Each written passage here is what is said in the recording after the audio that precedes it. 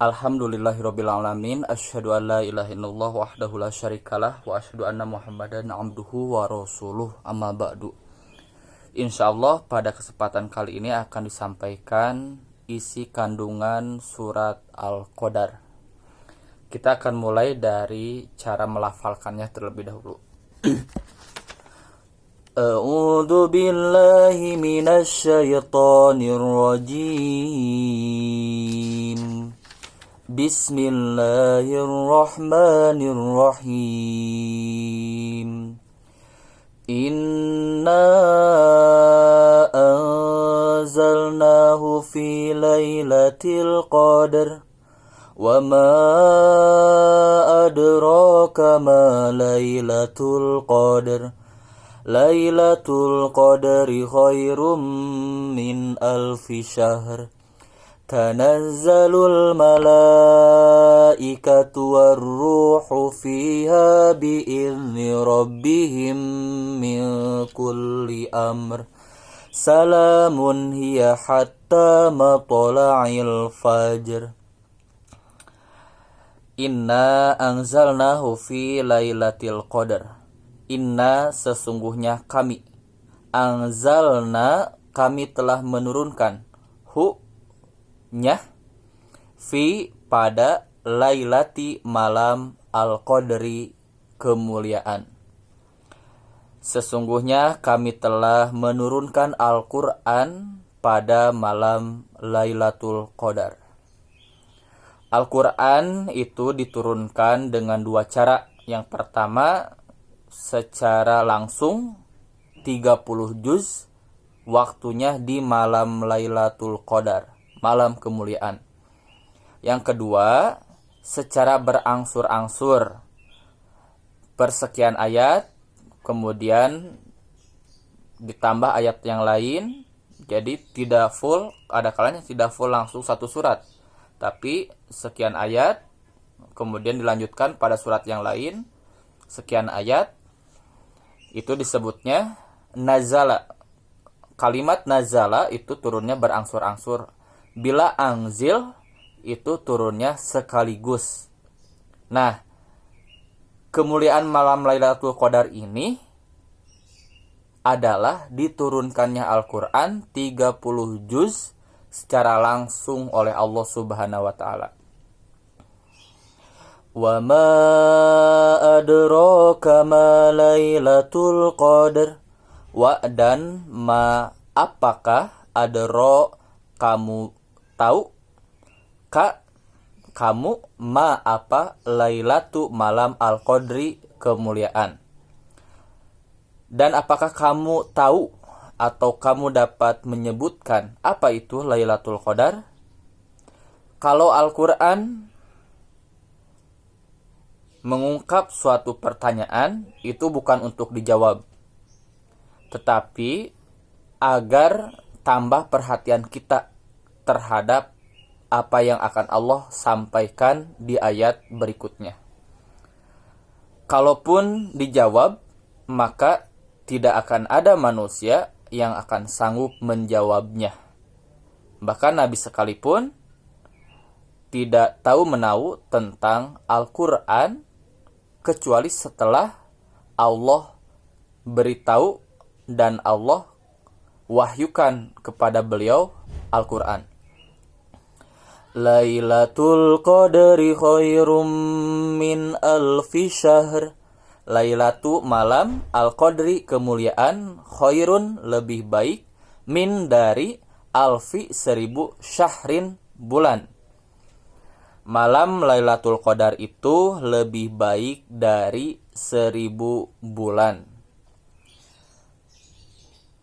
Diriwayatkan dalam salah satu kisah, jadi Nabi Muhammad ini meminta kepada Allah agar hambanya, umatnya bisa beramal sebagaimana orang-orang terdahulu dengan usia yang panjang 100, 200, 300, bahkan Nabi Nuh usianya 1000 kurang 50 tahun. Sementara umat Nabi Muhammad itu rata-rata 60, 70 paling tua. Ya, sebagian banyaknya ada yang meninggal di usia dewasa. Intinya tidak sebanyak dan sepanjang umat-umat terdahulu. Maka Allah memberikan kabar gembira kepada Nabi Muhammad sekaligus umatnya. Sekalipun usia singkat, tetapi carilah malam Lailatul Qadar, yang apabila kita beribadah pada malam Lailatul Qadar itu khairun, pahalanya lebih baik daripada 1000 bulan. Tentu 1000 bulan di sini bukan artinya kosong dari ibadah. Bisa dimaknai 1000 bulan ini diisi dengan ibadah-ibadah kepada Allah. Tapi itu lebih baik beribadah di satu malam Lailatul Qadar itu. Ya, bila dihitung-hitung kisaran 80 tahunan. 1000 bulan itu antara 80 sampai 90 tahunan bila dihitung. Jadi bayangkan ketika kita sholat tarawih bertepatan dengan turunnya Lailatul Qadar, maka pahala sholat tarawih itu khairun min alfi syahr, lebih baik daripada 1000 bulan. 1000 bulan di mata Allah itu khairun, baik. Tapi khairun min alfi syahr, bila seseorang sholat tarawih di malam Lailatul Qadar, maka pahalanya lebih baik daripada 1000 bulan. Kita membaca Al-Quran bertepatan dengan malam Lailatul Qadar, maka pahalanya lebih baik daripada 1000 bulan. Demikian pun dengan amalan yang lain. Ya, bersedekah, berinfak, membantu orang lain. Kemudian kita memberikan pelayanan untuk orang tua, berbakti kepada orang tua. Andaikan kita sedang melaksanakan ibadah, apapun ibadahnya, yang sesuai syariat tentunya, maka pahalanya itu lebih baik daripada 1000 bulan. Oleh karena itu, setiap bertemu dengan bulan Ramadan, jangan disia-siakan. Setiap bertemu dengan Ramadan, pastikan kita untuk siap menyambut bulan Ramadan, mengisi dengan ibadah, mengisi dengan kebaikan-kebaikan. Adapun waktu turunnya malam Lailatul Qadar, secara persis tidak Allah sebutkan, tidak Nabi informasikan. Hanya saja Nabi menyampaikan, carilah Lailatul Qadar itu di malam 10 hari terakhir yang ganjil. Tetapi mesti difahami, bukan berarti kita hanya fokus beribadah di malam Lailatul Qadar saja yang ganjil. Ini bermakna bahwa bertemu dengan Ramadan hari pertama harus muncul semangat. Laksanakan sholat tarawih, baca Quran, sholat 5 waktu, ibadah-ibadah yang lainnya juga. Dan kebiasaan Nabi, bila bertemu dengan 10 hari terakhir di bulan Ramadan, beliau mengencangkan ikat pinggangnya. Ini menunjukkan, meningkatkan semangat. Bukan awalnya tidak ibadah, kemudian pada Lailatul Qadar baru beribadah. Tetapi dari pertama kali bulan Ramadan, mulai dikerjakan ibadah-ibadah kepada Allah. Baru setelah bertemu dengan 10 hari terakhir, kita tingkatkan bahasa hadis, bahasa Nabi itu. Nabi mengencangkan ikat pinggang, menunjukkan nambah motivasi dan semangatnya. Nah, ada di 10 hari terakhir di malam ganjil.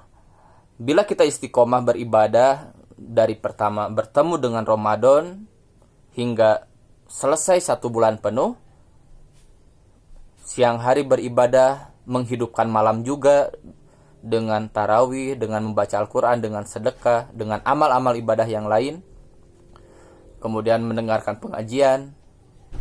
Insya Allah, bila kita istiqomah di awal hingga akhir, maka pasti Lailatul Qadar itu kita dapatkan.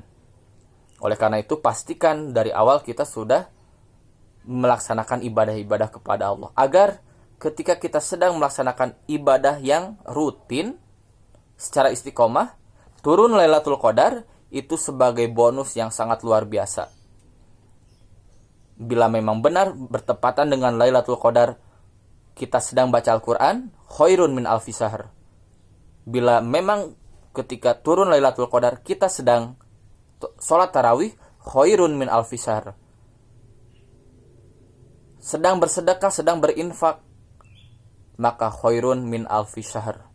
Siapa yang bisa mencapai usia 80 tahun ibadah kepada Allah? Oleh karena itu, keistimewaan Lailatul Qadar itu ada pahala yang sangat besar.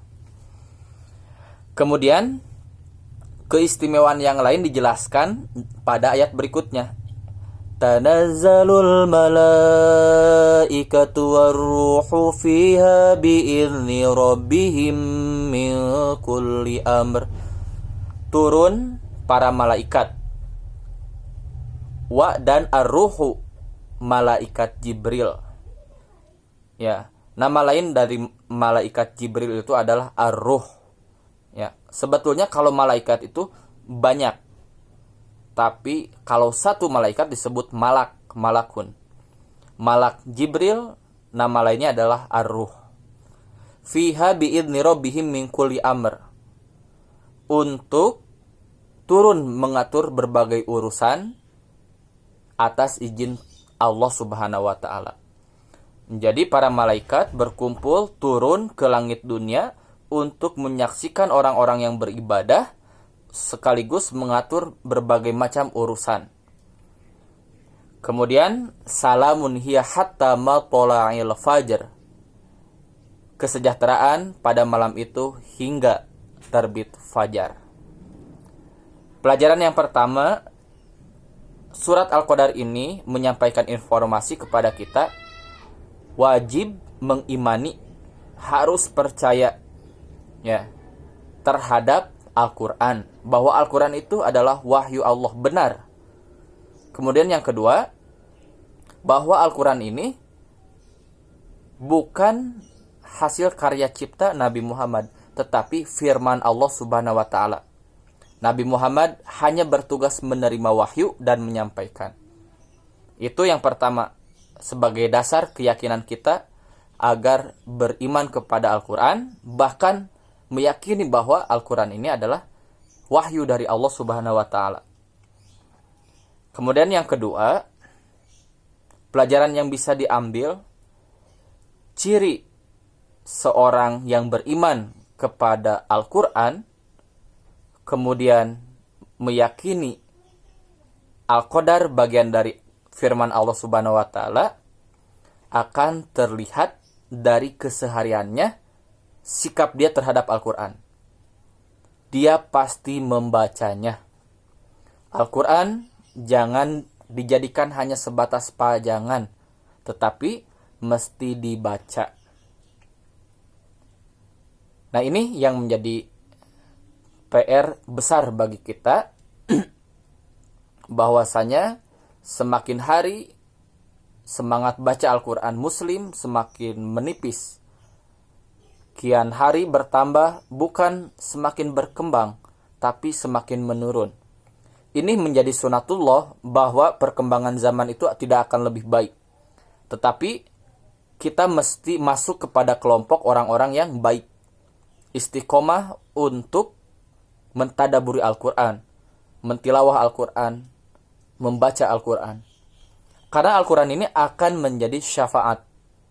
Dalam hadis disebutkan bahwa Al-Quran ini akan menjadi cahaya penerang yang menerangi alam kubur, di mana kita akan ditempatkan setelah mati sebelum hari berbangkit. Al-Quran akan menemani. Kemudian jadi syafaat juga kelak di akhirat ketika di alam mahsyar.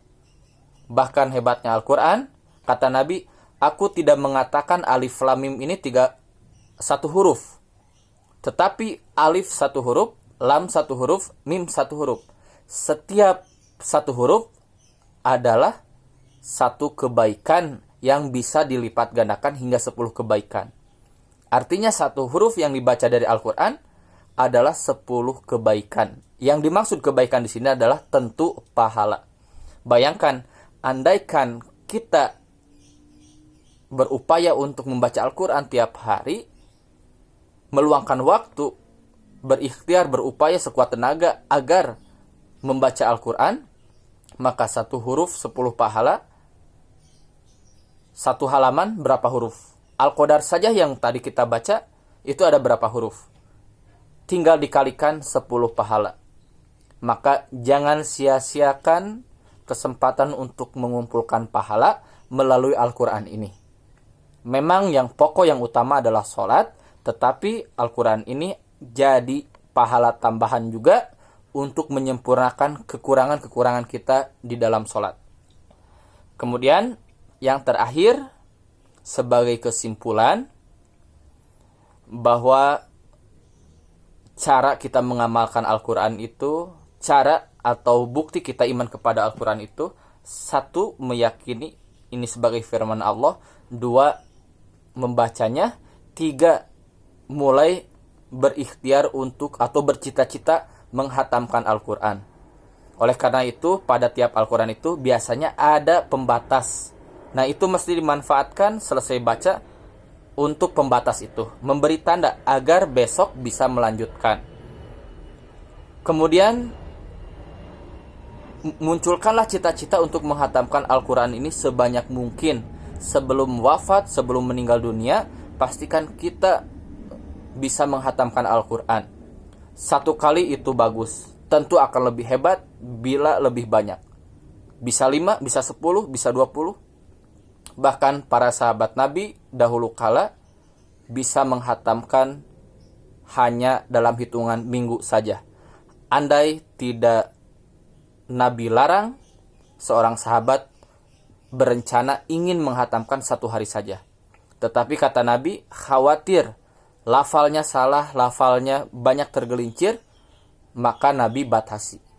Minimal sekisaran 2 mingguan atau 1 minggu paling cepat, dengan memastikan makhorijul huruf dan tajwidnya pun benar.